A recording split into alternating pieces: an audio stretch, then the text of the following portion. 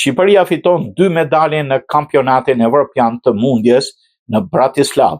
Shqipëria ka arritur një sukses të madh në kampionatin evropian të mundjes që po zhvillohet në Bratislav të Slovakisë, duke fituar 2 medalje, një të artë, një të bronzë. Mundësi i Shqipërisë, Çermen Valiev ka shpallur veten kampion të Evropës në peshën 74 kg pas një fitore të ngushtë në finalen ndaj rusit Sidakov me rezultatin 4-2. Ky triumf vjen pas medaljes së bronzë të Valiev në Olimpiadën e Parisit, duke konsoliduar atë si një nga mundësit më talentuar të momentit. Po ashtu një tjetër mundës i Shqipërisë, Zelimkan Abakarov, ka fituar medaljen e bronzë në peshën 61 kg. Abakarov triumfoi në finalen vendin e tretë ndaj Moldavit Kolesnic me një fitore të pastër 11-0, duke siguruar vendin e tij në podium. Ky sukses i dy sportistëve shqiptarë është një arritje e madhe për mundjen shqiptare dhe një motivim i mundshëm për zhvillimin e mëtejshëm të këtij sporti në vend, por edhe më shumë duhet bërë për mundësit shqiptar me origjinë shqiptare.